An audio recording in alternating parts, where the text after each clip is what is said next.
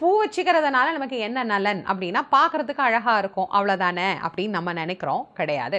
நம்ம பூ வச்சுக்கும் போது அந்த பூக்களில் இருந்து எழக்கூடிய வாசனை நமக்கே தெரியாமல் நமக்குள் பல மாற்றங்களை ஏற்படுத்துகின்றது.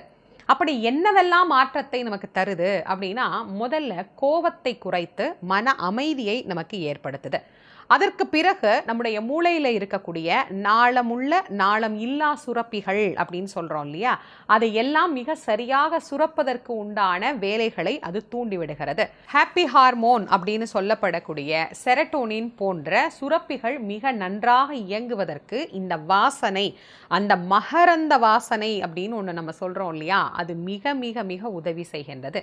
இது எல்லாத்துக்கும் மேலே பூ வச்சிக்கும் போது இஎஸ்பி பவர் அப்படிங்கிறது பெண்களுக்கு அதிகமாக இருக்கு அப்படின்னு ஒரு சில ஆராய்ச்சிகளில் சொல்றாங்க. அப்படின்னா என்ன? கூர்த்த மதிவுடைய